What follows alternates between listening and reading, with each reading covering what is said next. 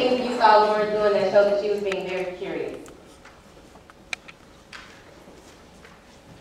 Gosh, so many hands, Dominique. She was asking really good, specific questions about things that she did not see. Okay, well, giving the program member a chance to talk about the part of the lesson that she actually missed. Good. So she was asking questions she really didn't know the answer to help her just really gain a little bit more confidence in her theory. Great. Perfect. What about being specific? Thanks. Like, for example, she said, I noticed that those students were using the guided notes or the notes that they had taken. And so just pointing out specific things that she had seen during the observation that led to those student actions. Great, and I think it's important for you all to remember that as a CMA, as an observer, you probably can see way more than the teacher can see, and so being specific is really going to help ground the conversation.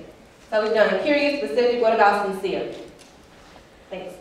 At the start when the former was saying, I'm so glad you're able to fix my problems for me, she said very sincerely, like, look, I didn't have the luxury, I was here for 15 minutes, I didn't have the luxury of, managing 14 kids, and I'm not just a miracle worker, like really kind of investing and being thoughtful about her role in that position while not judging the member and not like being kind of like that savior person for the member. Perfect. So she was able to strike that balance between being like very direct and then also making sure she was a partner. Very good.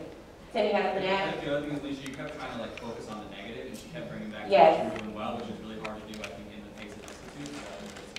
Perfect. And so again, we're following this structure, this process, but she was able through her tone, through her being sincere, to really help guide the conversation and get me from that negative lens that I was trying to go on. Great. And so then last is logical. Can someone give me some examples of logical? Tanisha, thanks. When I think about logical, I think about being able to identify cause and effect relationships. And she did that in a couple of times here. In one case she said, it sounds like you're confident of blank because of blank. I don't remember exactly what she said for blank, but she's making that cause and effect relationship. And in another case, she phrased it as a question. She said, can you explain the link between, I think it was practicing content and something else, but again, like let's get her to think in cause and effect. Exactly, thank you. So cause and effect, she is putting that in the conversation and making me think about it so I can then say it back and then increasing my own effectiveness. Warren, you have something to add? Yeah, I also think it just flow logically based off of what the corner group was talking about. So even though like we already prioritized what what the conversation was going to be about, it didn't feel like, oh, well, this is the script I'm going to talk about, executing here or management here. Exactly. It just kind of flowed, and the corner group was really driving it, and she was just right. So even the thought process was very logical. Great. So now we're going to go back up to the student outcomes, and now we're going to go down this column of areas of improvement. And so now we are actually on step number 5, and so we're going to go right back into our role play. So what I want to do right now is return to student outcomes and the fact that so many of your students were not successful in mastering this objective today. Well, really it was about 12 who didn't even get 50%. I mean, they were just talking out, shouting, playing, laughing, doing everything they were not supposed to be doing. And I felt as though there were just like tons of student actions contributing to the problem. I agree. Most of your students were behaving very poorly today. Let's actually look at the notes I took. I marked down several times when your students laughed, when you paused, and you said you would wait for them to get quiet. And then also when you told them not to take out materials. Was this behavior dramatically different from the rest of the lesson? Yes, OMG, it's so frustrating. When I started transitioning into independent practice, they were quiet, and then suddenly it just totally exploded. I would have been caught off guard if it didn't happen every day. So we're going to stop there. That was step 5. Take a couple of notes, and then we're going to go back into step 6.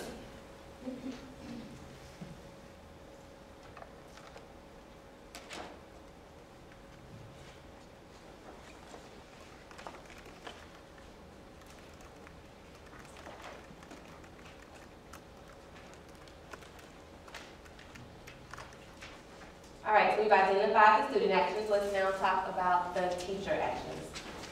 Okay, so now's the critical piece. Why is this happening? What do you think it is that you're doing, or what are your theories right now? I mean, I have a couple of ideas, but I definitely don't think it's my planning. I agree. I'm definitely seeing improvement every single day. In your planning, that wouldn't be a logical cause. What else are you thinking? So I think it might be how I'm introducing the practice, or how I exert my authority, or maybe investment, I don't know. Okay, so let's think about those ideas, because we do want to work out which one it is so I can help you best develop the most pressing area. Clearly you can improve in all of them, but I want us to try to discern which will take your students the furthest, the fastest. How you're introducing practice. So I did notice today, and if you look at my notes here, and you'll see that you gave no directions related to how students should complete the assignment. You talked only about how they should respect the materials, what would happen if they mistreated them. Were you aware of that? I mean, kind of. I mean, I swear, I practiced giving those instructions like 10 times, and I planned a great activity. It just all flew out of my head the second they started acting up. I mean, I could rattle those directions off to you right now if you asked me to. Well, that's good to know. It sounds then that there's something more foundational going on that's preventing you from executing your plans so that the students can engage in the practice the way that they should. Is it that? Do you think it's maybe something related to classroom management? I don't know. I mean, I didn't have problems really last week, and even today during the intro new material, it was good. So I don't know that I think it's that either. So I noticed that you ignored a lot of misbehavior while I was in the classroom today. I didn't see you actually give one consequence for calling out, laughing, not completing the assignments. And there was a lot of going on that actually deserved a consequence. What was holding you back from administering them? I mean, I think it's kind of hard to describe. I do think you're right. It makes more sense that the real root of my problem lies in asserting my authority, but then the practice facilitation falls apart, and I guess that it kind of does seem logical. I don't know what happens when I get up in front of them. So I actually want to explore this because I do think that if we fix your classroom management, that the practice portion of your lesson would go much more smoothly, and then your students would achieve as a result. Does that sound right? Maybe. Okay, we're going to pause. Take a couple of notes on step 6.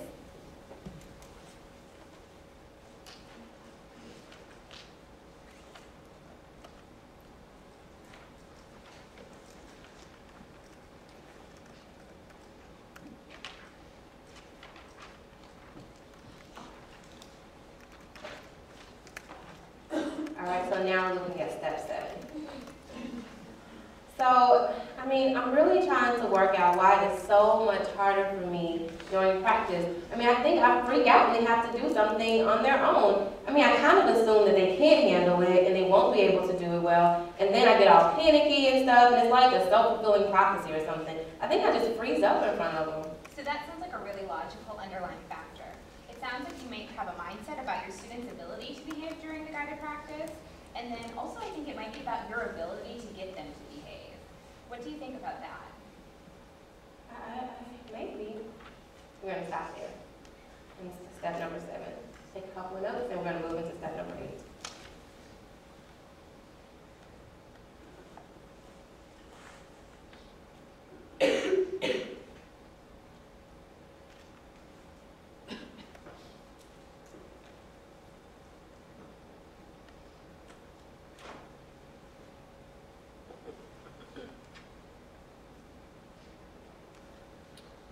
So now we actually need to move into a point where we're trying to develop some solutions. So what does this teacher, what do I need to do in order to improve my practice such that my students are going to achieve more? So before we